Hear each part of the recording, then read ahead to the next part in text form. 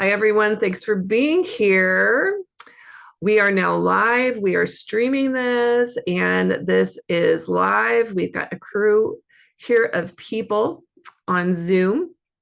And I was just asking where everyone is joining us here today. What city, what country? Are you at home? Are you at the office? Are you at the park? What's going on? And I really appreciate it if you pop it into the chat. If you're on Facebook, we have someone that's going to be sharing your responses here in Zoom. I'd really like to know what's going on. So we've got someone in Fordland, Missouri, near Springfield. We've got Washington, Vancouver, Washington, right there near Portland, Oregon. We've got St. Louis. We've got the Philippines. We've got a nice crew of people here. It's really great to have everyone. And so I really want to give you all a lot of value today. I've been working on this for a really long time. I have a team of women that's been working on this as well. And so I really want to offer you a lot of value. And part of that will be participating. I'll be asking you to write some things down, to do some exercises, to put things in the chat. You can participate at the level that feels good for you, but you'll get more out of it the more that you participate. So you start off by letting me know where you're from, what you're doing, what you're up to right now. And so I'm really glad that you're here.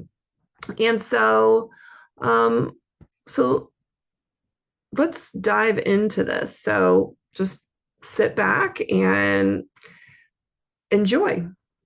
So I'm Lorraine, and I'm a coach. I'm a healer, and I'm here to guide you on this magical activation journey today. I have a mission to empower women just like you to break free from the shackles of people pleasing, of self-abandonment, and to step into your authentic power so that you can have the fulfilling life and relationships that you deserve.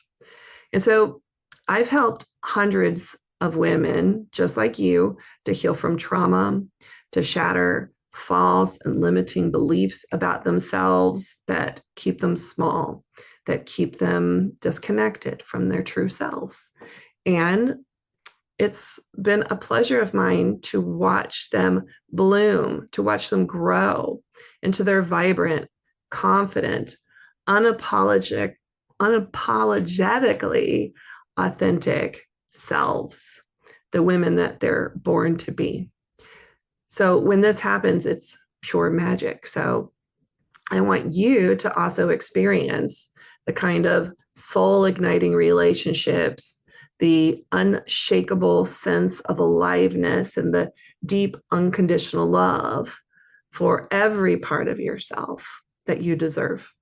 And I want you to express yourself boldly, without fear, without the feeling of being scared of having to keep yourself small, because I want you to feel deep meaning in your life, a deep sense of fulfillment and belonging in this world. And I've had my own struggles with this throughout my life, and I've moved through it and helped hundreds of women just like you to have new experiences of themselves. And so here's the thing, too many women are living these muted existences, shrinking themselves to fit into the expectations of other people. They're trapped in unfulfilling relationships, and maybe not even unfulfilling, like they could be outright abusive relationships, narcissistic relationships, yet they continue to go back. They continue to stay, and they don't know why. They don't know why. Why do I keep going back to something that is obviously not honoring, not serving me? It's because of some deep inner programming that makes them believe that that's all that they're worth, that the fear of being alone and on their own is worse than the fear of being in this abusive relationship. And there's other reasons why women go back to abusive relationships, because of safety, because of finances. But without those things, women are still finding themselves repeating this pattern because there's something about it that's safe. And it breaks my heart to see women disconnected from their own inner wisdom, from their own power, from their own love for themselves. So today's workshop is your invitation to embark on this journey back home to yourself. It's a chance to be brave, to be messy, and to do really liberating work to reclaim all of those lost parts of yourself so that you can experience the richness of life that's possible for you. And the best part is that this is much bigger than self-help or personal growth.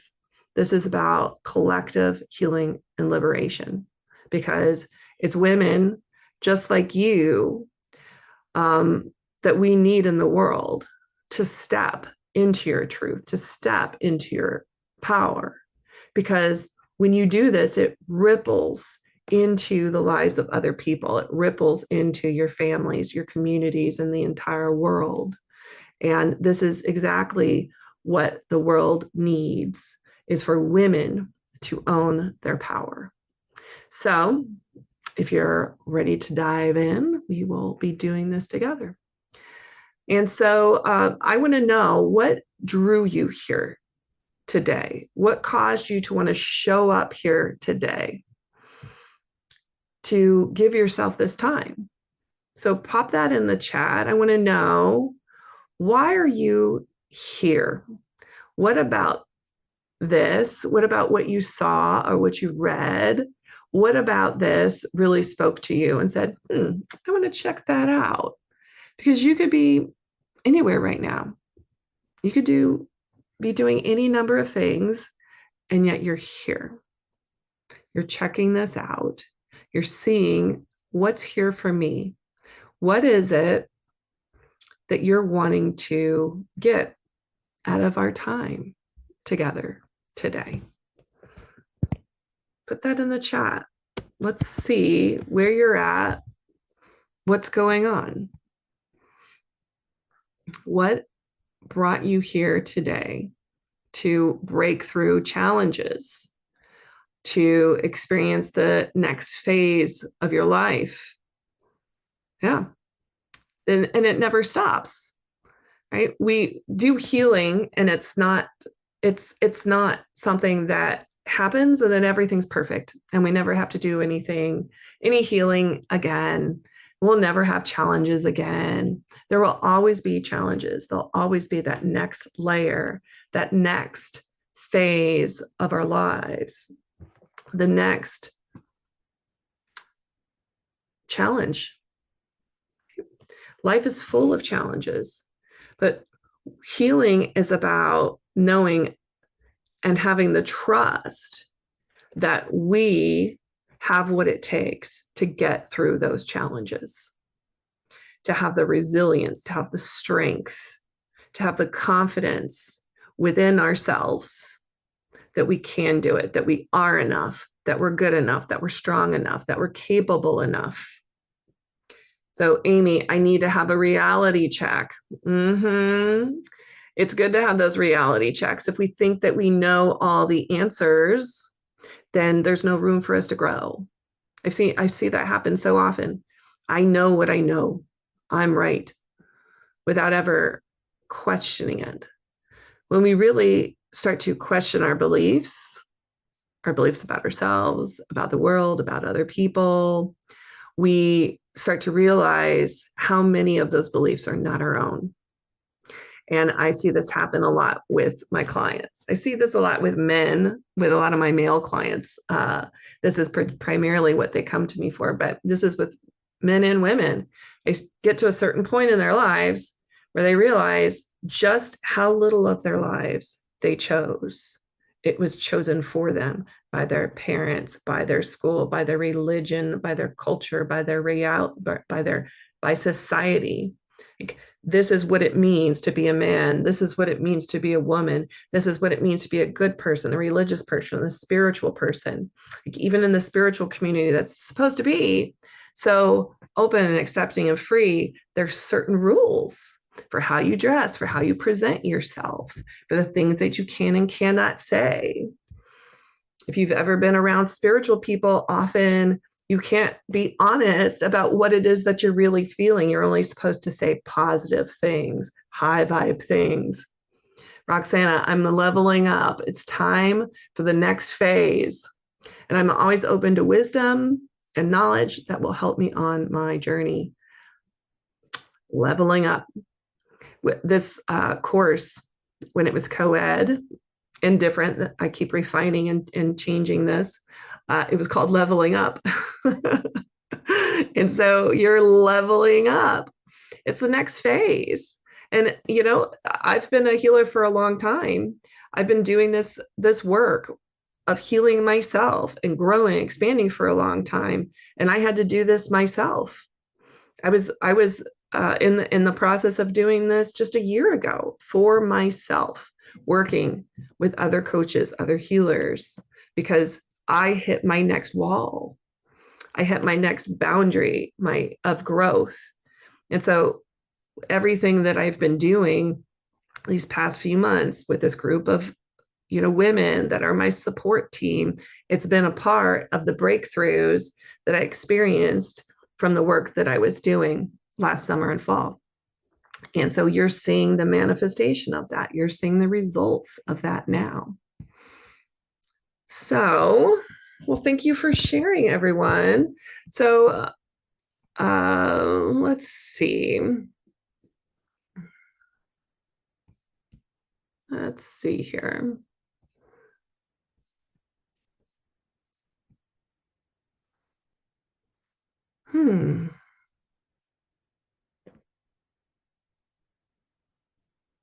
Okay. So now I want to ask you this. Have you ever found yourself saying yes when what you really wanted to say was no? Or maybe you've silenced your own needs and desires to avoid rocking the boat. If you can relate to this, type yes in the chat. Have you said yes to showing up for a friend when you had a whole list of things on your plate? Have you said yes to doing what your partner wanted to do or watching what they want to watch over and over and over again, but you never get the opportunity for it to be your time? I struggled with this myself as a mom, as a wife, putting other people's needs before my own, and feeling that I was drained. There was nothing left from myself. And when I did have time, I would just sit there in standby mode because it was so unfamiliar for me to actually do something for myself. I had a belief that once I became a mother, once I became a wife, I had beliefs about what that meant. And that meant that I didn't have friends. That meant that I didn't have a life of my own. I even had a belief that moms aren't happy. And these were beliefs that I had to untangle myself. I didn't think I was good at anything. And now I think I'm good at a lot of things, but I didn't think I was good at anything. I thought I was useless and incapable of supporting myself and supporting my family, of really adding any value to the world. And I loved my family, I loved my kids, but without coming back to me, without giving to myself, it left me feeling drained, resentful, alone, crying in my bed at night because it just felt like the rest of my life was going to be this way, that I would always feel this way. And I loved giving, but I gave so much without receiving in return that it started to feel like I was coming from a place of obligation rather than giving from a full heart, from true choice. And that's what I want to help you all experience today, to get to a place of true choice. Because we think we're choosing our lives, like I talked about earlier, but we can get to a certain point and realize, I don't know if any of these choices were my own choices, or if they were there for other people to make other people feel better, because that's what they expected from me, or that's what I thought that they expected from me. Or because that's just what you're supposed to do. You're supposed to follow this path. You're supposed to finish high school and do the clubs and go to college and then get a house with a white picket fence and 2.5 kids. And how much of that is coming from true choice for people out there? These scripts that are written by society and the other people around us, these thoughts in our head, these beliefs about ourselves, that when we question them, when my clients question them, they're like, wait a second, that voice in my head, that's not mine. That's my mom. That's my dad. That's my pastor. That's the teacher that put me down in front of the classroom and made me think that I was stupid. And so I needed to silence myself. I had to quiet my voice. But here's the good news is I broke free from these patterns, and I stepped into my authentic self, into my feminine power, which, by the way, is not weak or submissive. Feminine power is all about strength. It's creation. It's the power that creates something out of nothing, right? The feminine power is that creative force itself.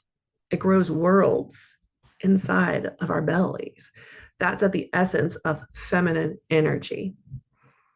And so that feminine power as women is at the heart of the essence of who we are. And that's what's going to help us get what it is that we want in life, which it's not about being selfish. It's about prioritizing ourselves, our wants, our needs, filling our cup up so then we can do that great work in the world. And so as a woman, I don't mean just biological women. This is anyone that resonates with the feminine energy. So we all have masculine and feminine energy within us. And as biological women, the majority of us have more of that feminine power, but we all are on spectrums. We have more masculine, more feminine. So this is for anyone that resonates with the feminine, right? If you're a trans woman, if you're a gay man, that resonates more with the feminine. If you're a man, just a man, and you like being around feminine energy, you feel more comfortable there than being around men, then this is for you. So, yeah, I hope that this is clear that this is not just for biological women. This is for anyone that really wants to step into their power. And, as women, we are strong, we are powerful, but so often we can overdo it and we can take on way too much. We're nurturers. It's built into our DNA. We're meant to carry life, to support life after it's born, through our breasts, through our bodies. Our bodies are meant for that, but we can take on too much. We can get into such a habit of this that we don't even realize that we're over functioning, over giving. And if we also have these beliefs that we're somehow not enough, we can have this to-do list that's a mile long and judge our value and our worth off of that to-do list. Why can't I do that? Why am I procrastinating? But the thing is, that to-do list is too long. You need to be taking things off. There's nothing wrong with you. It's that your to-do list is way too long because you're giving to all these other people. You're supporting all these other people, but then you're not giving to yourself where you can actually replenish yourself so that maybe you could have the energy to knock off those things on that to-do list. So, you think that you're procrastinating. You think you're deficient, but you're not. You're not procrastinating. You're just exhausted from doing too much. And that voice in your head, it keeps telling you, you got to do more, have more, be more in order to measure up, in order to be accepted, to be acceptable, to be a good enough mom. So that the other moms aren't judging you, or when you show up at the school, oh my gosh, the teachers, I need to be the best. I need to show up. I need to lead all of these things. I need to head the pack. I need to be the best wife, the best friend, the best coworker, the best boss. These are all ways that this patterning shows up in our life, and it sucks at our soul. So I'm curious, what are some examples in your life where you're trying to measure your value, your worth, your lovableness based on some sort of external criteria that's out there, right? What are some examples from your own life? How are you trying to prove yourself? How are you trying to prove that you're lovable? Who are you trying to prove yourself to? Answer some of these questions in the pop. What's in the chat? What's coming up for you? So if we go through these areas in work and life and partnership with your children, your family, your friends, your relationship with yourself, how much attention do you give to yourself? If you were a young child or a teen, think about how much care and attention you need. Maybe the kind of care and attention you didn't get. Are you giving that attention to yourself? That undivided quality attention? Are you giving yourself the activities to keep you creative, curious, connected, like you would do for a child?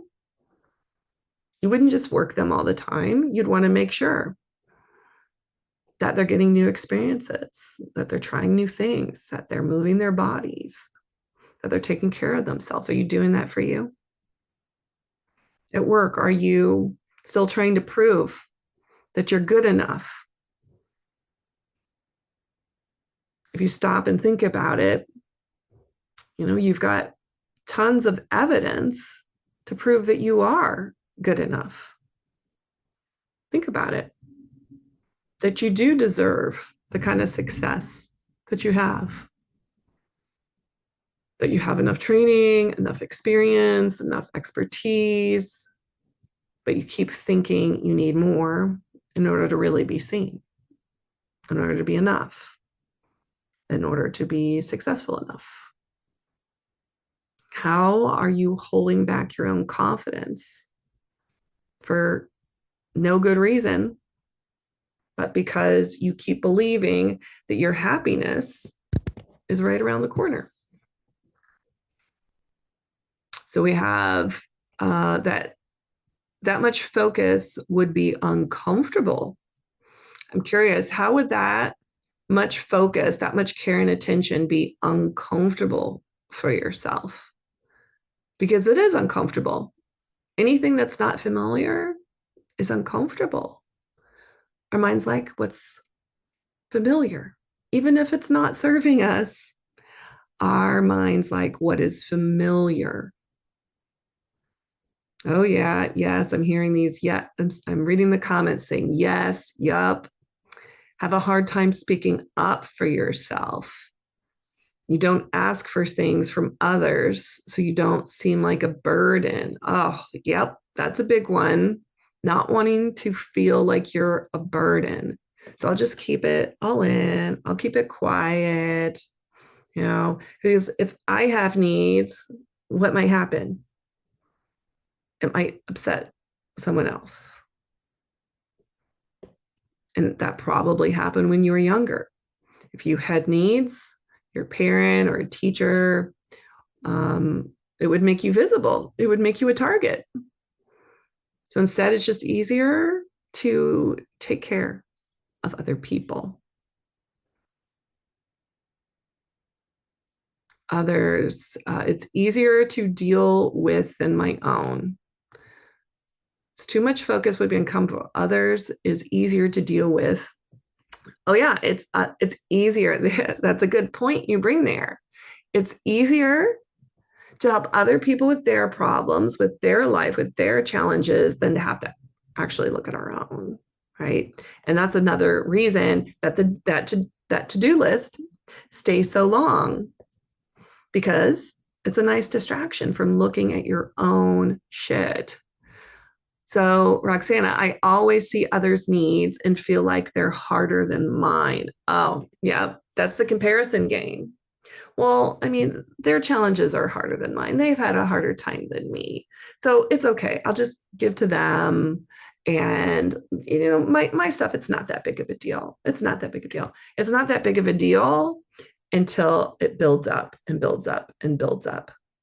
And when people come to me, they're not in a good place. And they've usually tried a lot of different things. They've tried therapy, they've tried cognitive behavioral therapy, they get their chiropractic, their massage, their yoga, all of these different things.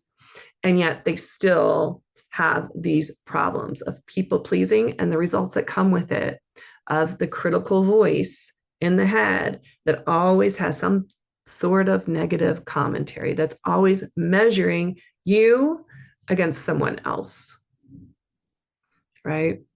The triggers that come up that cause us to want to shut down, close off, not speak up, not stand up for ourselves. The anxious thoughts that loop and loop and loop in our heads. These are the symptoms that arise.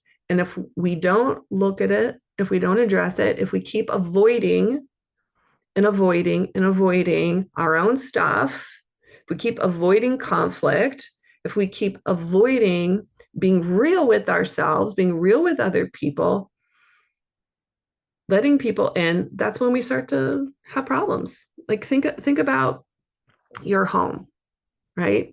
Like where in my home, if I let things build up, I don't maintain it, then it becomes so big, I get overwhelmed.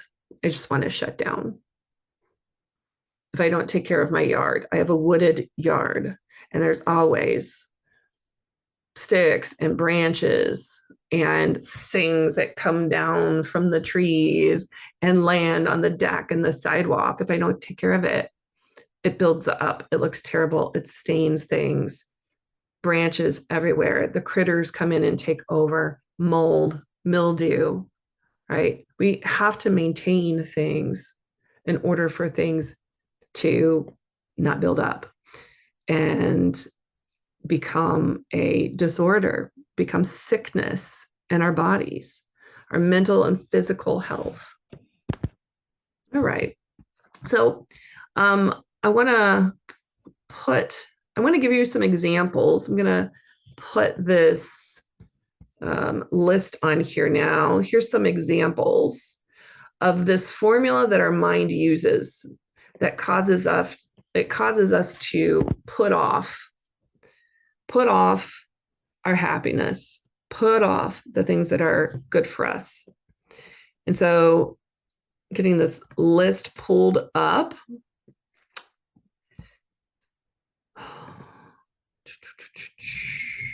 And then there's this formula. When this happens, then I'll X, right? When I'm making a certain amount of money, then I can relax and let go. When that to-do list is done, then, only then can I give myself the downtime. And then I can relax. Then I can go on that trip. When I lose that, extra 10 pounds, then I'll feel enough. Then I can wear that cute dress. But right now, I don't look good in it. So here's some other examples right here. Once I fit into my old jeans, have a flawless complexion, look 10 years younger, then I'll feel confident and attractive. Once I meditate for an hour every morning, I do yoga every day, read every self-help book, then I'll be spiritually enlightened and have it all together. Once I work 60 hours a week, take on an extra project, never say no to my boss, then I'll finally get that promotion and feel successful. Any of these standing out to you? Do you do any of this to yourself? There's this formula, right? And we do it over and over and over again. Once I'm a perfect listener, always available to my friends and never burden anyone with my own problems, then I'll be liked and accepted. Once I have that Instagram worthy home, the Pinterest perfect wardrobe, and, then I'll have this fabulous life and feel good enough. Once I sacrifice my art, my writing, my dreams to be a good wife, a good mother, to get ahead in the rat race at work, then I'll finally, have the time for me to live my true purpose after all of that is done. It's this invisible bar that says, when this happens, then I'll be enough. Then I'll be happy. But, where is that bar? Like when you look at your life, can you see where that bar is? No. And maybe you've set goals, and so you can measure where that is. Maybe there's some tangible goal. But what happens once you meet that goal? Once you start making, X amount a year, once you're, able to go on that vacation, once you are able to, color your hair or get that cream or whatever it is that you think is going to make everything better, it doesn't. That bar just moves again. It just keeps shifting. It's like that dangling carrot that you never quite reach. You celebrate. Maybe you allow yourself to celebrate for a little bit, and then it's on to the next thing. Never quite get there. Never quite truly know when it's enough, when you're enough, and never let the happiness happen. And so you've got to know it now. It's not out there in the future, it's now. And if there's things that are coming up that are keeping you from feeling that now, from experiencing it now, then that's what you got to look at. That's what you got to heal. So this is the arrow that points the way, right? So pay attention to what's happening. This is the arrow that's pointing the way, saying that's what you need to look on. That's what you need to focus on. And we're going to be focusing on those things for the remainder of our time together today and for the next 2 days. So very cool. So let's consider some examples in your life. So you might find yourself constantly dropping everything to help your kids with their homework, even when they're capable of doing it themselves, right? These are ways that you're giving to other people, draining your resources, draining your energy, and then feeling empty, resentful, purposeless, not receiving in return, right? If you can give these things and feel like you're giving from a full cup, that's great. That's where we want to be. But you need to set things up in your life, the internal stuff, and then also the external stuff, the practicing of using your voice, setting boundaries, knowing how to do those on your own. So maybe you're the one that's always planning and organizing your family gatherings and events, which leaves you feeling overwhelmed and stressed. And everyone just, thinks, well, that's what you like to do. You like things a particular way. You love hosting those family gatherings. You love spending hours cooking and cleaning, and being, stressed out. And why do they think that? Because you're probably putting a big smile on your face, right? Wanting everyone to feel cared for and special and taken care of. But you're not asking for what you want in return. You're not being authentic about what it is that you're feeling. Maybe, you're a really good friend and you drop everything when someone's in crisis, even when you have your own important deadlines. You've got your own commitments, you've got your own challenges. You'll put your stuff aside and they won't get addressed. You'll get the crumbs that are left behind when other people need you. You're the one that people come to, but they're not there for you. Right? You put your partner's needs, your partner's wants ahead of your own, even if that means that you're compromising your own happiness, your own well-being. And you find yourself constantly making excuses for other people's behavior, even when it's hurtful or disrespectful for you. And so, these are all ways that you put other people ahead of yourself. All right, so let's remove this slide here.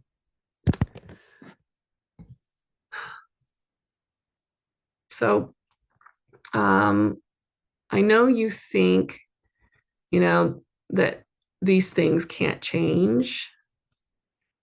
But there's a bubble that I need to burst here for you.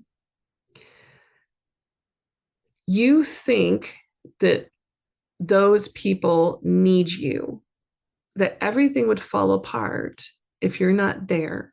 But the fact is that they don't need you.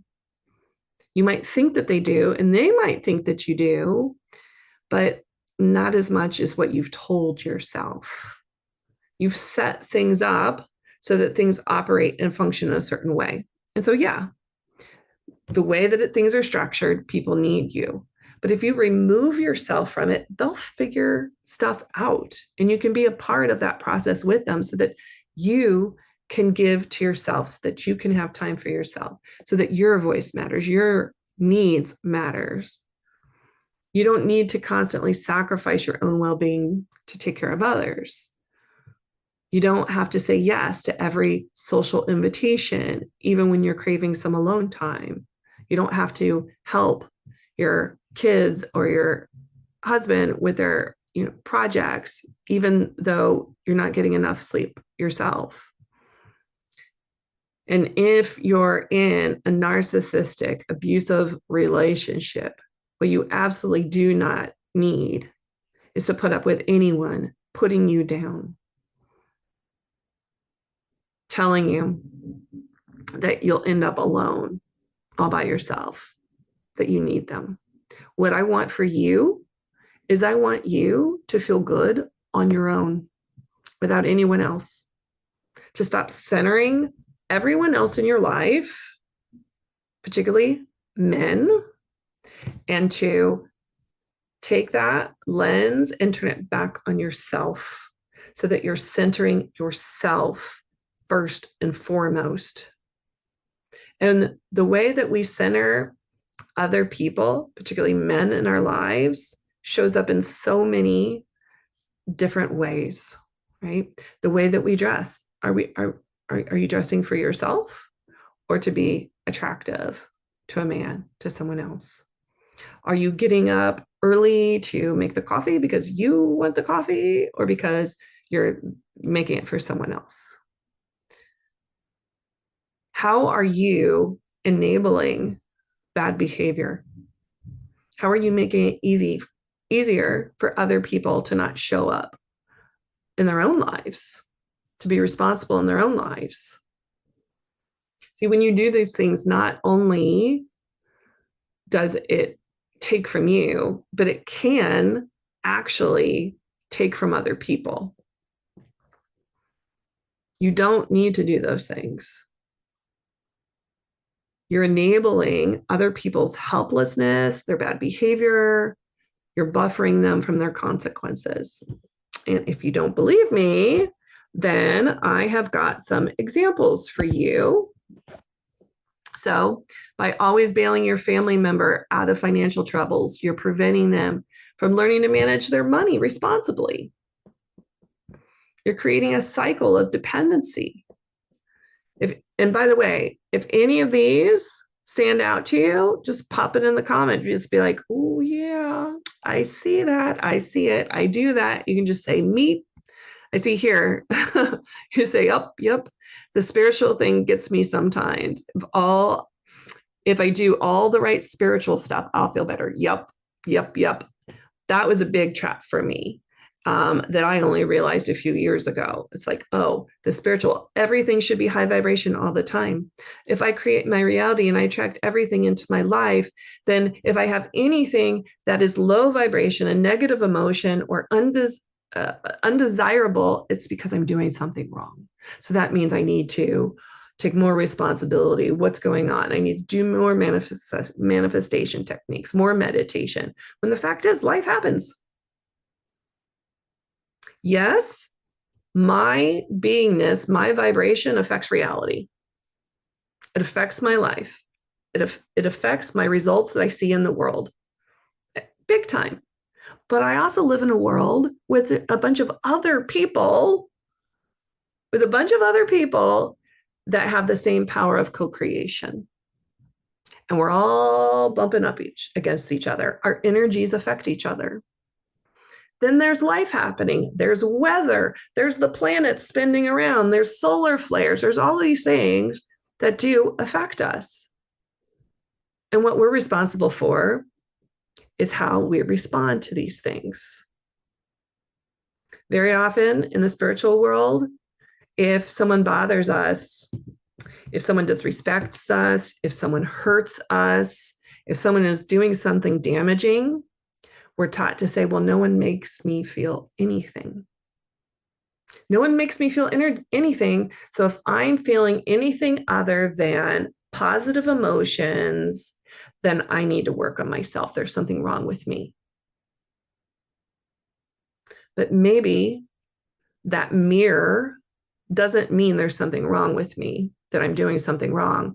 Maybe that mirror means, oh, life is revealing something to me, for me to know myself in a new way, to stand up for myself, to speak up, to say, hey, when you didn't show up for my birthday party, when you said that you would, that really hurt my feelings. When you just blew that off and it was like, oh, well, that made me feel that you didn't respect me, that what I wanted didn't matter to you, rather than just let me take care of myself because I'm feeling something undesirable. No, we're in relationship with other people. So speaking up, saying something, and we can do it with love. If we're truly angry, it might not come through as love. Yes, the mirroring thing can be gaslighting. That's right. It can absolutely become gaslighting. This is me all the time, catching up on the comments here.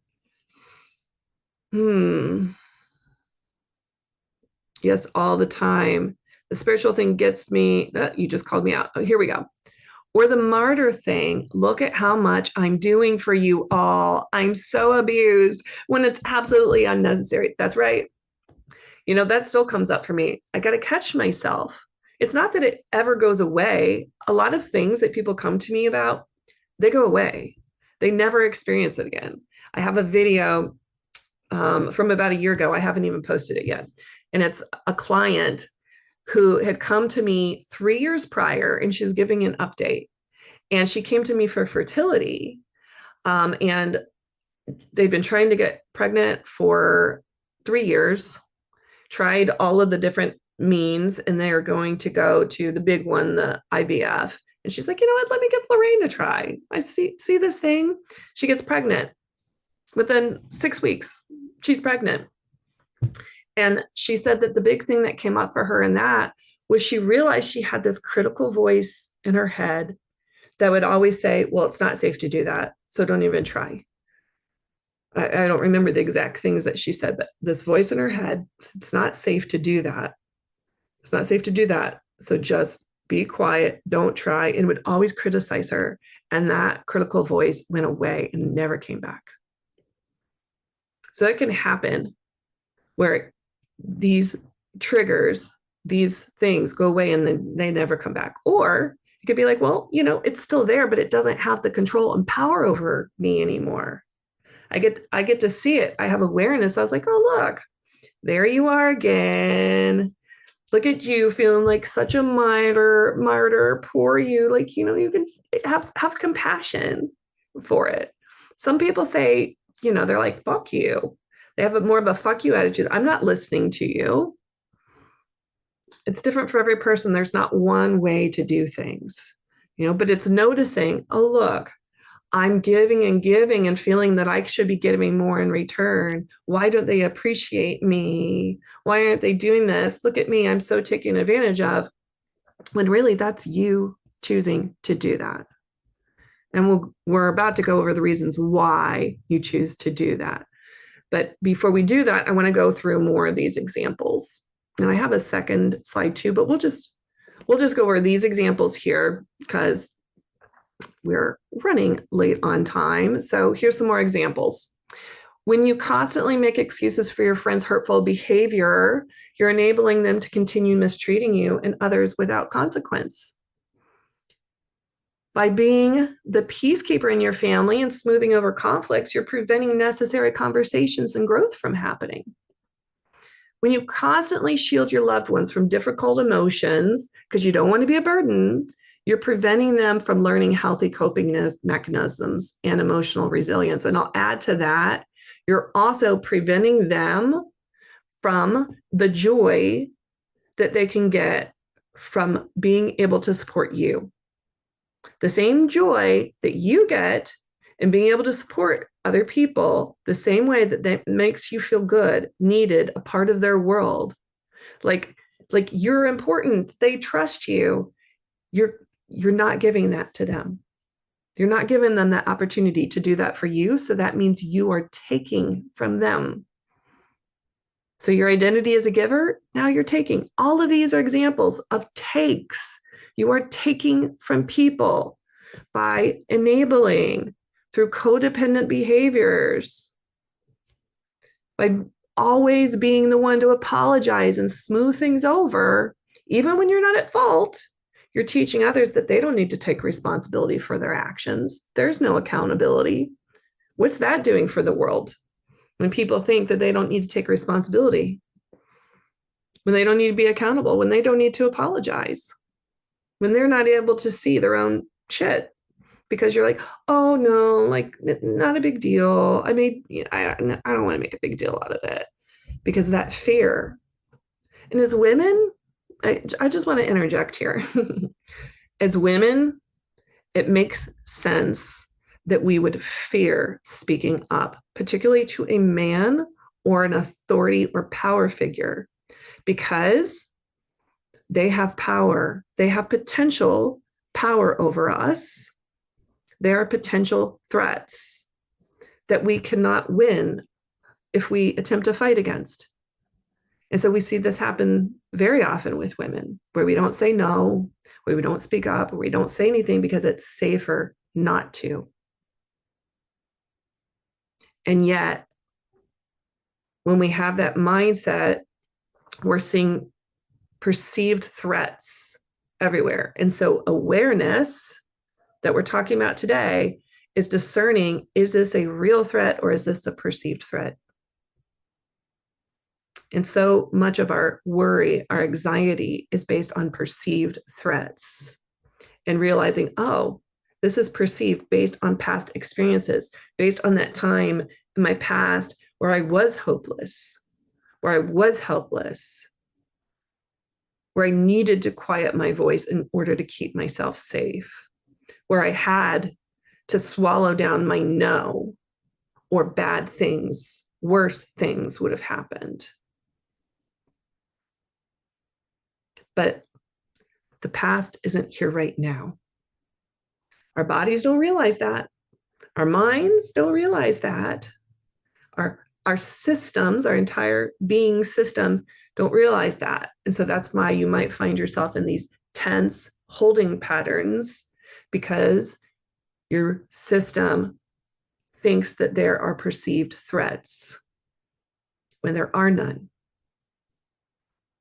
That parent that loses its temper and yells at you doesn't have to be physical abuse. It doesn't have to be SA or DV, right? Just a parent raising their voice is enough to go, oh, it's not safe for me to do that anymore. And we try to figure out, what did I do wrong? And I'm not going to do that anymore. Or instead, I'm going to do this. And then we start forming these patterns, these habits in our life. And that becomes a personality. And that becomes the way that we interact with people. And we don't even realize that we are setting systems and structures up in our lives that leave us feeling devalued, victimized, and not having a voice. So here's the last one. Always putting others' needs ahead of your own. You're creating an imbalance in the relationship and not allowing them to learn to consider your needs as well. So that's what I was talking about. You're setting things up. If you're always putting other people's needs ahead of your own, if you're not creating the space for someone else to ask you a question, to show up for you, and it's not just the space, like, I'm going to actively ask for what I want. It's okay for me to have wants. It's not selfish for me to have wants. Not just needs, wants, desires. But if you don't create the space for other people to show up, if you're constantly, you know how people in conversation, they get uncomfortable with silences, so they'll just fill it. You got to get uncomfortable with those silences. You got to get uncomfortable with, oh, the dishes weren't done? I wonder why. Not from a vengeful place, right? Not from a spiteful or resentful place. It's just like leaving the space for someone else to do the work, for someone else to see what needs to be done and doing it, rather than it needing to be you all the time. It allows them to grow up, to become more resilient. Great. So anything else coming up here? Looks like we're good on the comments. Let's move on to the next thing. Oh, all right.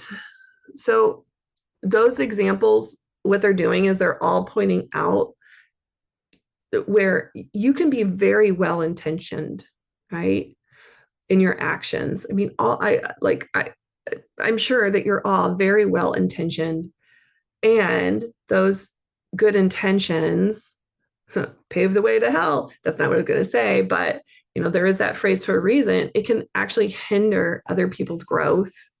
It can get in the way of them becoming independent and their ability to take responsibility for their own lives. And so, I want to offer you this revolutionary concept that you don't need to do most of the things that you're doing for everyone, and everything will be all right. When you constantly swoop in to rescue your loved ones from every challenge and difficulty, you're not just depriving them of the opportunity to, grow. You're actively stunting their development. Your giving is a form of taking. And I know this can be tough to hear, but you need to hear that, always being the savior or the hero or the rescuer, it stems from your own feelings of inadequacy. Because deep down, you need to be needed in order to feel that you're enough, in order to feel that you're lovable, in order to feel that you're acceptable, in order to feel that you're safe. You need to feel that you're needed. So that comes from your own sense of worth. But, here's the thing, real love, real support, sometimes it means stepping back and allowing others to face their own battles and come out stronger on the other side. Right? So by doing this inner work, you heal those feelings of unworthiness and you learn to validate yourself so that you can show up for loved ones in a way that truly empowers them. And isn't that what you really want? For them to be empowered and then for you to be able to care for yourself. So step back. I promise you the rewards are worth the discomfort. And if this hits home in any way for you, just type in the chat, I'm ready to grow. And we'll do this together.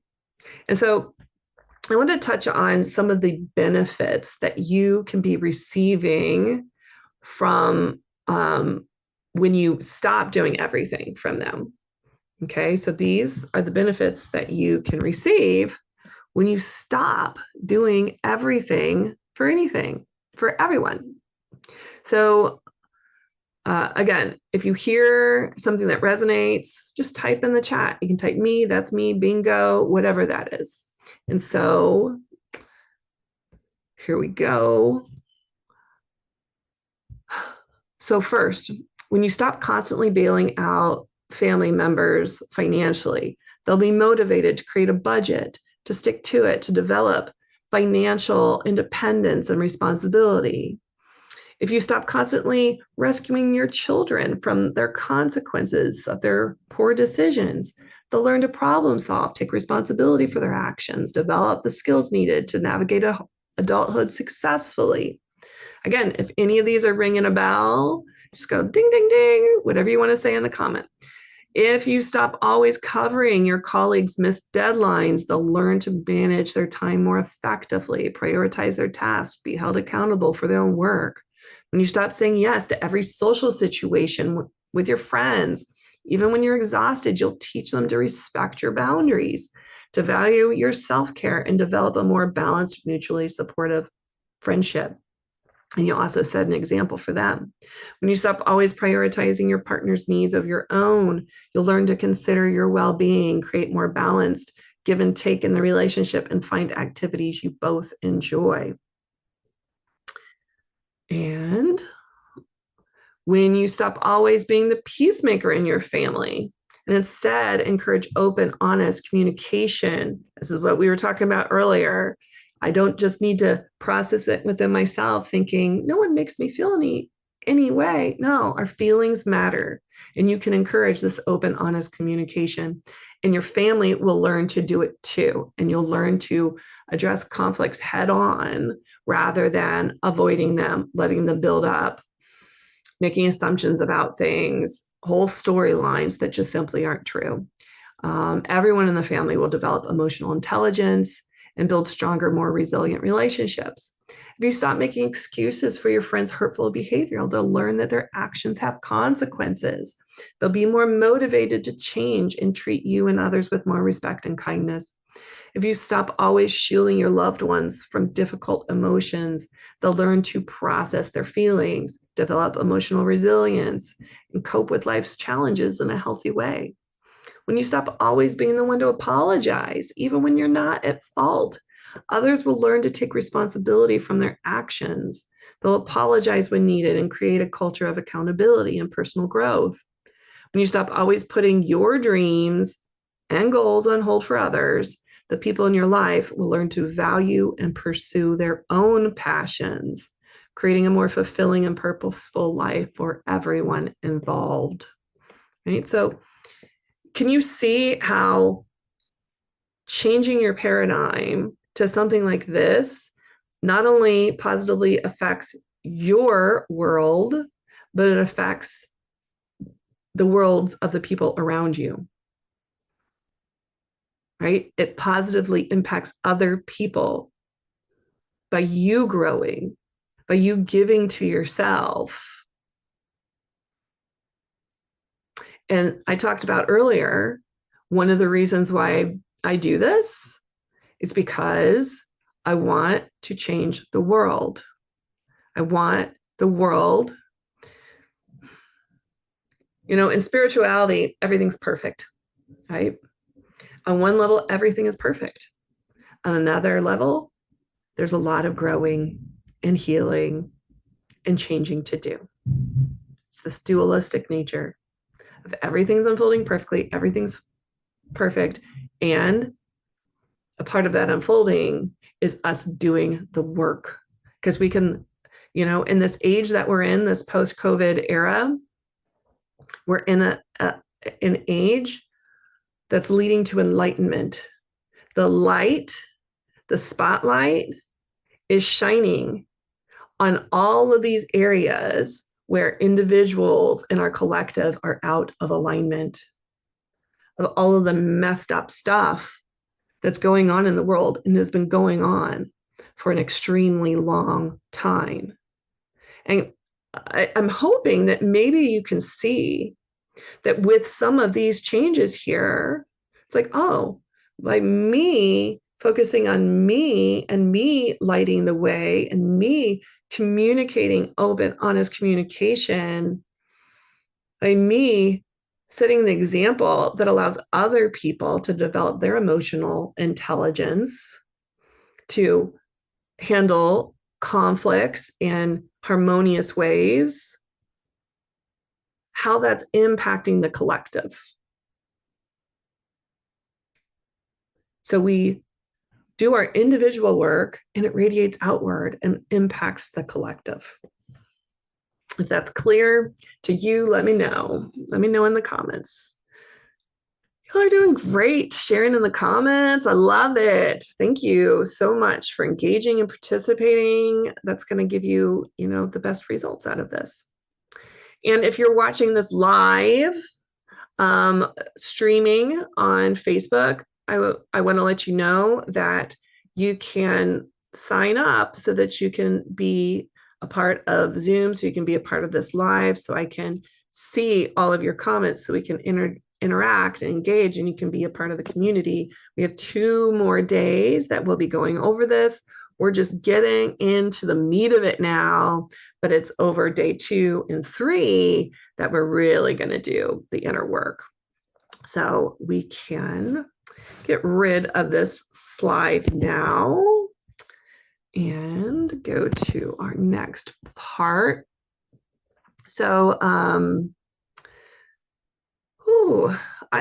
one thing I want to, double tap on is to, remember that it's not selfish for you to care for yourself and to encourage others to do the same. It's not selfish. In fact, it's one of the most loving and empowering things you can do for yourself and for the people in your life is to care for yourself, to give yourself what it is that you need to process the things that are coming up for you rather than pushing them down, rather than avoiding, pushing away, keeping your voice in, not wanting to be a burden, caring for yourself and all the things that it means to care for yourself, everything we've been talking about yourself.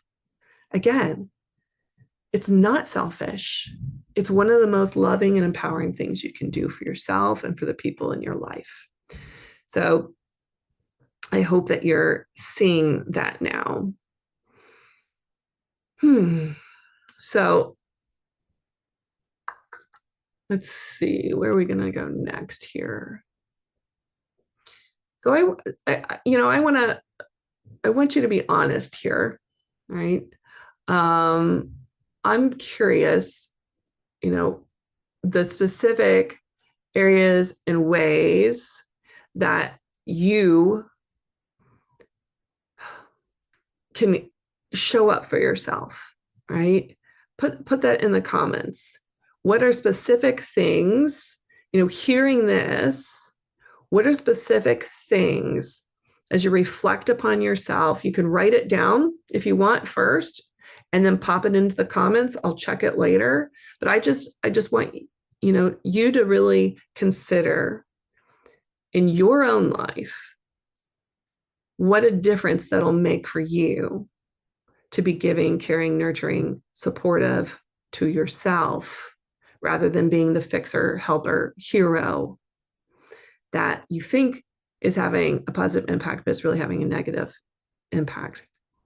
How's that going to change for you? What are areas in your life where you can implement this? And be honest.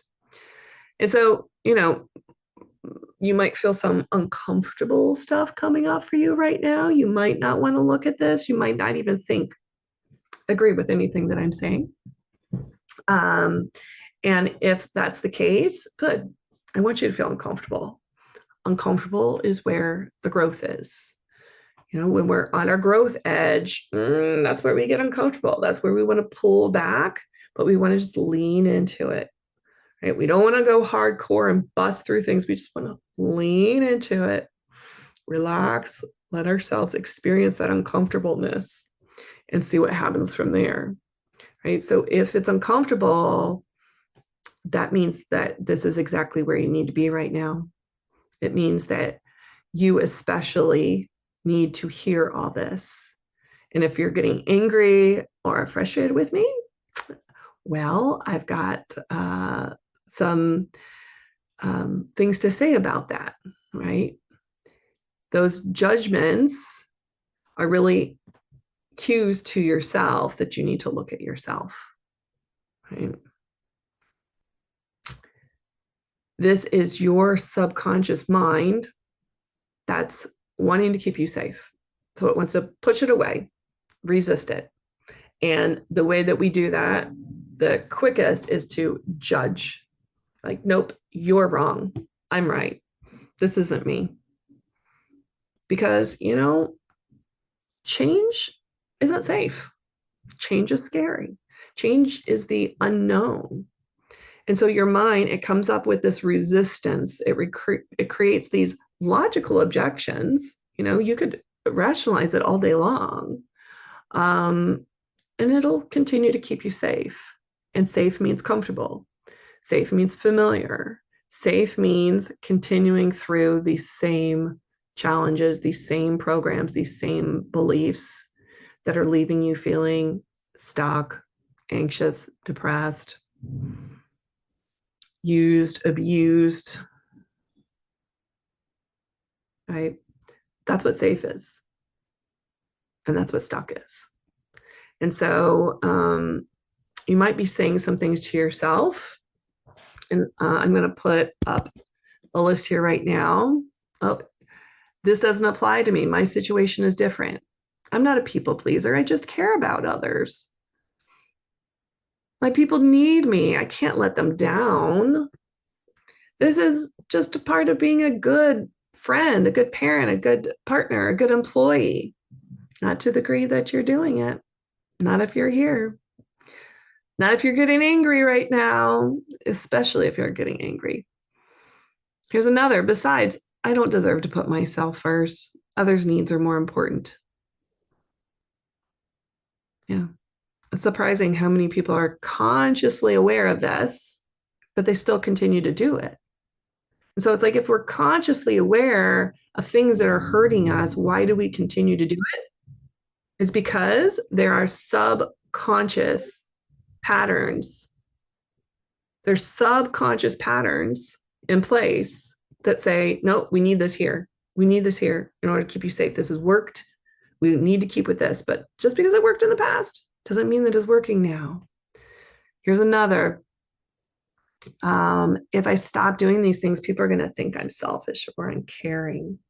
You probably think that of yourself, but you wouldn't want other people to think that you're selfish or uncaring for having boundaries or saying no. I'm afraid of conflict. It's easier to just go along with what others want. Yeah, it's definitely easier. But what are the consequences? You know what those are. If I set boundaries, I'll hurt people's feelings or damage my relationships. I've tried setting boundaries before and it didn't work. So why bother? What if I disappoint people or let them down? That's a big fear, right? That's a threat. That is a perceived threat. If I disappoint or let them down, the answer is they'll probably leave me. They'll judge me. They'll smear my name, any number of things. But those are perceived threats. They're not necessarily real, and they probably aren't. I'm not strong enough to say no or stand up for myself. I have to do these things or else everything will fall apart. I know that one. I've got to do everything, right? If I don't do it, no one else will. I'm the only one that can do it right. I'm the only one that sees what needs to be done and does it. No one else will do it like I do. I've always been this way. It's too late to change now. I don't even know where to start. It's too overwhelming. I don't have time for self-care. There's too much to do. So these are some of the things that you might be thinking right now. And that discomfort you're feeling is actually a sign that your subconscious mind is trying to protect you. It's clinging to these familiar patterns and strategies because they've served a purpose in your life. They've kept you safe. They've helped you avoid conflict. And they've given you a strange sense of belonging. And in a way, these patterns have been your survival mechanisms. But here's the thing. What once kept you safe and helped you survive is now keeping you stuck. These strategies may have served you, but now they're hurting you. And that's why you're here, because you feel this void in your heart, this existential dread for, from never being truly known, from, knowing that there's something more, but you just can't seem to put your finger on it. You can't seem to show up for yourself. You feel like there's some higher purpose that you're here for, but instead you're stuck in anxious looping thoughts, exhausted, running around like a hamster on a wheel, avoiding so that you don't get rejected, so you don't ruffle feathers. It's hard and scary to change. But these subconscious strategies that worked for you as a child, you've outgrown them now, and they're preventing you from growing, from healing, and from living your most authentic life. So these objections, these doubts that came up, I want to invite you to approach them with curiosity rather than judgment. Ask yourself, what is this resistance trying to protect me from? What is it trying to protect me from? And, what would it mean for me to let go of these patterns and try something new? So, what is it trying to protect you from? We've got another slide with some, common things. And maybe this speaks to you, right? By always saying yes and putting others first, people need you and get a sense of belonging. You get a sense of belonging. By always being the reliable one, you've gained a sense of purpose and felt needed and valued by others. By perfectionism and overachieving, you've received praise, validation, and a sense of accomplishment. See, these are all things that you're getting from it. You're benefiting from these limiting beliefs and behaviors. Here's another one. By avoiding confrontation and keeping the peace, you've maintained a sense of harmony and stability in your relationships. Another great thing. By putting others' needs first, you felt like a good, caring person and avoided guilt and shame. Who doesn't want to feel that? Yeah. By always having the answers and solving others' problems, you felt intelligent, competent, and in control. Great things. By staying busy and taking on more responsibilities, you've distracted yourself from your own emotions and needs. So these are some. Here's some more. By being the strong one and not asking for help, you've avoided feeling vulnerable or burdening others. By sacrificing your own desires, you've maintained a sense of moral superiority and felt like a martyr.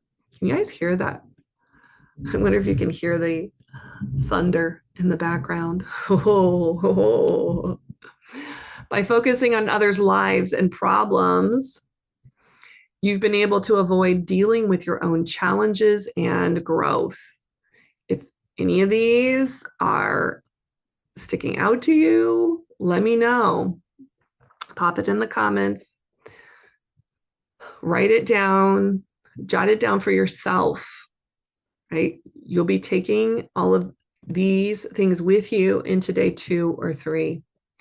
By always being available and responsive, you felt a sense of importance and being indispensable in your relationships. By not setting boundaries, you've avoided the discomfort and anxiety of potential rejection and abandonment. Yeah, who wants to be rejected or abandoned? By always apologizing and taking the blame, you've become able to quickly resolve conflicts and restore harmony. By not expressing your own needs and opinions, you've avoided the risk of being criticized, judged, and misunderstood. And who wants to feel criticized, judged, or misunderstood? No one does. So you can see how these protection mechanisms, these strategies that you've come up with, these beliefs serve you in some way. And so that's why you get this resistance. Nope, nope, nope, not going to change. That's not for me. All of that list of resistance that came up. That's the protection mechanism, because you're getting something out of this behavior pattern. So why would you want to change? Why would you want to change if you're getting, all of that out of it? Well, you know why. Because you want something more. It's time to level up, right? Right. So I want to, emphasize here that these strategies that we're examining, it's not about shaming yourself for having them. Okay. No shame in this. We all do it. This is all about gaining new awareness, new understanding or understanding of ourselves, and being compassionate with ourselves. Because when we have this understanding of ourselves, this aha moment, then we can have compassion for ourselves rather than shame, right? That critical voice, we want to have compassion, realizing, oh, that's why things are the way they are. They've helped you survive. So you can be grateful, but now they're hurting you. You don't need them anymore. You're not that same child that you were long ago. So, confronting these truths, it's really a brave step. And it's moving you towards breaking free from the subconscious programming that's running the show, so that you can step into knowing your worth and have the authentic, fulfilling life that you want. These strategies, they're there to get safety, control, and acceptance. These are the three main things. They either give you safety, control, or acceptance. And they can feel like a lifetime, like a lifeline, like a warm blanket that's been there for you, that's helped you navigate difficult situations, to maintain relationships, avoid, that discomfort of conflict and rejection. But I also want you to consider the long-term costs of these strategies. When we're constantly putting others first, hiding our true feelings, sacrificing our own needs, we slowly lose touch with who we really are. And we become disconnected from our own desires, dreams, our authenticity. And over time, it takes a toll on our mental, emotional, spiritual, and even our physical well-being. And so the truth is, constantly striving for external validation and perfection comes at a steep cost. When we're trapped in that cycle of people pleasing and never feeling good enough, we pay the price. We pay the price. And so let me pull up this next slide of the prices that we pay. Our sense of self, losing touch with our needs, desires, our identity in the quest to be who we think others think we should be, or who we think others need us to be. Our well-being, the pressure to overgive and perform leads to chronic stress, anxiety, burnout, and neglect of our physical, emotional, and spiritual health. Our self-worth, no matter how much we achieve, how hard we try, it's never enough. We're left feeling fundamentally flawed, unworthy, not good enough. Our relationships, our connections become strained by resentment, emptiness, and inauthenticity as we constantly mold ourselves to others' expectations. Our time and energy, we pour our precious resources into the bottomless pit of perfection, leaving little for the people and pursuits that truly light us up. So there's a lot that we pay for this, including our passion, our purpose, our confidence and assertiveness, our ability to receive, our joy, our spontaneity, our fulfillment and aliveness. There's so much that we lose. Is it really worth the things that we gain from it? And so these strategies, they become our identity. And we have three selves. We've got our authentic self, our true self, and our strategic self. And for today, we're going to focus on our strategic self. And it's what the strategic self is. It's the personality you form to get your needs met, right? The need for safety, control, acceptance, so that you can survive. And if you've studied Maslow's hierarchy of needs or the chakra system, you know that it starts off at safety, and then it becomes emotional safety and belonging. And then it's our sense of self, our will, who we are. And this is where so many of us with this people pleasing get stuck, because it's not safe for me to be an individual, to have my own needs, to speak up, to have a will of my own, because those other two needs and that hierarchy of needs, or the lower chakras, haven't been met.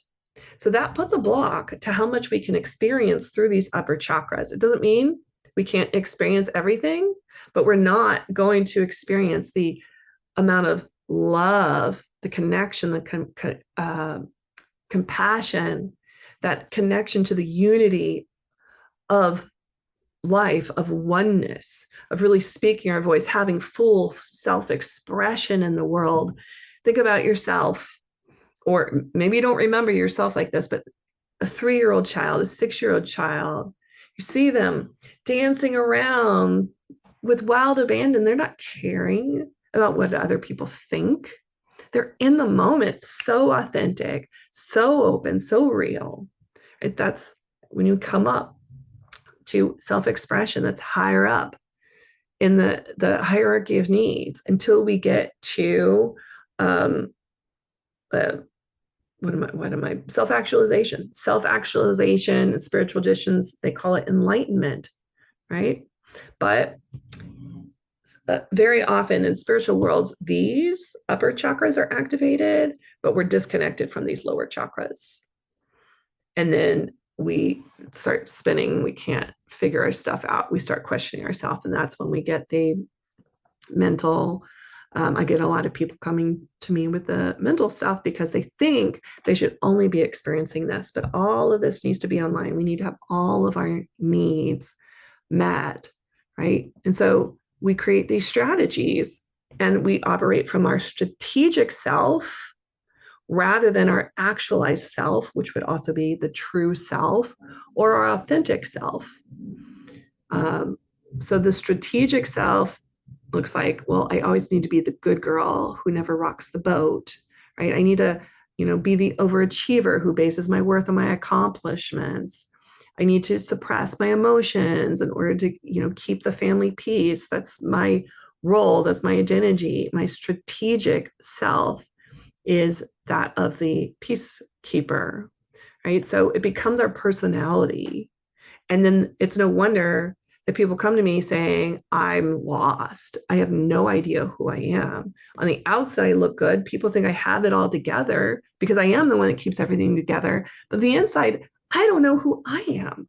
I feel completely lost because it's our strategic self that's been running the show in order to get our needs met, but not in the way that really serves us.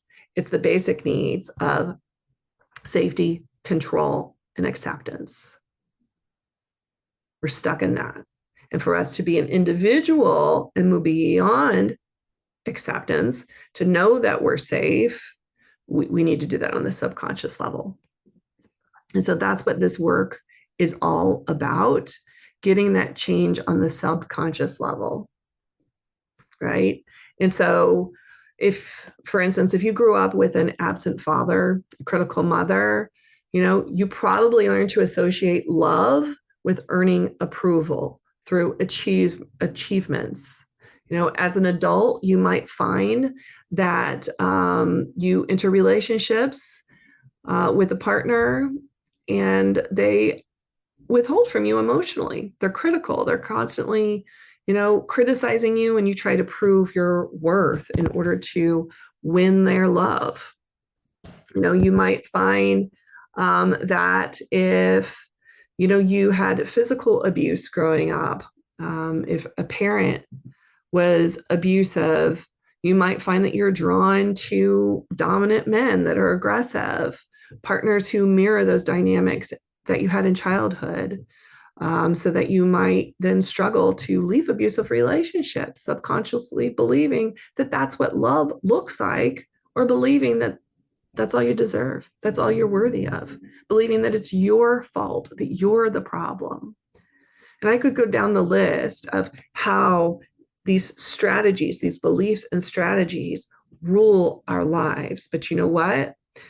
Once you start connecting these dots and seeing how your past affects your present, that's when the magic happens. And it's not always pretty, facing those old wounds. But when you do, and when you really commit to healing and growing, that's when you can finally break free. And so I'm going to show you, I've got a list of some of the most common strategies, patterns, and beliefs. And I want you to take a look at this list and just write down, either, for yourself or in the chat, would you write down which of these limiting beliefs really resonate to you? Not this one. This is the price we pay for perfectionism pleasing. So let me get to that. Here we go. Here's the limiting beliefs. All right. And so I'm going to read this list, and I want you to jot down, either for yourself or in the chat, what really stands out for you. And then we're going to narrow it down, because I want you to find the one belief. You can just look at it right now if you want. I want you to find the one belief that is the top limiting belief you have, because we're going to be working on this over the next 2 days. Okay. So my worth is determined by my accomplishments, performance, or productivity. I'm only valuable when I'm needed and useful to others. I must be perfect to be accepted, loved, and avoid judgment. Conflict must be avoided at all costs to maintain relationships. Making mistakes or failing means I'm inadequate and not good enough. I have to be strong, handle everything myself, and never show vulnerability. My value and worth must be constantly proven through external validation. Expressing my true feelings and opinions isn't allowed because it upsets others. Sacrificing my own happiness for others is required and noble. I'm incapable of setting and maintaining healthy boundaries for myself. I'm not allowed to take up space, assert my needs, or inconvenience anyone. Being visible and standing out will lead to criticism, rejection. My worth is tied to my appearance, weight, and aging process. I don't deserve abundance, wealth, or financial security. You could add in there that money equals evil. Money is the root of all evil. Rich people are bad people, are selfish people. Wanting to have nice things for myself is greedy and materialistic. I'm not good enough to be successful or wealthy or on my own terms. My needs and desires are less important than everyone else's. I have to downplay my accomplishments and success to be likable. I'm not worthy of love and belonging just as I am. I have to hustle and grind constantly to be deserving of rest and of joy. I see here what resonated. I have to handle everything myself. Yeah. So narrow those down. I want you to look at that list. I'm going to keep that up there. for a little bit. I want you to narrow that down, and I want you to find the one limiting belief that really stands out to you the most, and just write that down, right? Because we're going to be working on that. So over day 2 and 3, we'll be exploring that more. The benefits, the costs, how that's holding you back, and how to move through it, how to integrate it, how to release it, and the skills and tools that you need to know in order to really move through that and have the life that you want, right? Those secondary gains that we talk about, what you're benefiting from, we're going to get into that.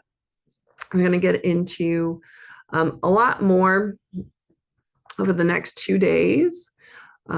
If you're watching this live on Facebook streaming, if you're watching this, or if you're watching it on Facebook, sign up so you can get a link for tomorrow, so you can be present live and be a part of it. And then we'll also be sending out a recording so that you can listen to this again. So if you want to review any of this, you can watch that recording again before we come back to the class tomorrow. So anyway, I hope that this was a great experience for you. I know that looking at these things and doing these things, even thinking about, setting boundaries, expressing your needs, can be daunting, but this is the invitation that I'm extending to you today to, question whether these old strategies are truly serving you, and to open you up to a new possibility for yourself, a new way of being and expressing in the world, and a way to have an impact on the world. So often we feel hopeless. There's so much suffering, so much pain, so much in the world that feels wrong, but we truly can focus on ourselves and impact the world, because be the change. Mahatma Gandhi said, be the change. And it's true. It starts here, and then it starts with our families and our communities, but it has to start here first, or it doesn't really make that much of a difference. And so I know this journey can be daunting, and you're not doing it alone. I'm here with you, and with the right support and tools and guidance, you can learn to release these old patterns and step into this new way of being that feels authentic, empowered, and truly fulfilling. So let's take a deep breath. I got you covered. We'll be here for the next 2 days. We'll be working on these beliefs. We'll release, integrate, and gain clarity. And you'll learn more effective communication and relationship skills. And so if you're ready to take your transformation to a deeper level, I want to quickly invite you to join me on the Leading Lady Initiation. So I've got a little slide talking about the initiation, what it's like to work with me. This is the regular price, but we have, and it's a really great incentive moving forward. I'll tell you more about that tomorrow, but we've got a group program and we've got one-on-one work. It's a hybrid program, and I will share the specifics of that with you tomorrow when we get to the end tomorrow. If that's something that you're interested in. The Leading Lady Initiation is a comprehensive 10-week program that's designed to help you break free from people pleasing, to heal your trauma, and step into your authentic power. And if you're ready to take that transformation to the next level, I invite you to join me for that. If you want to know more, you can set up a call. Just reach out to me. We have a coach that works with me, Vanessa. She'll be setting up calls so that you can find out more, see if it's right for you, which one that you want to do. And get some more personalized support. So in that program, it'll be different than what we have here, where we're just over a Zoom call, messaging through chat. It's personalized coaching and support for you. You'll be experiencing sisterhood with like-minded women that understand what it's like to be you. You'll have lifetime access to the course materials. And by the end of that program, you'll have shed that burden of people pleasing and step into your authentic purpose, having unshakable love, self-trust, and confidence to honor your own needs. So if you're ready to embark on that journey, just reach out and I will get you in touch with everything that you need. Otherwise, I will see you tomorrow, day 2, and I will see you. Take a nice deep breath, give yourself a hug, and celebrate the fact that you showed up today for yourself. All right. Bye.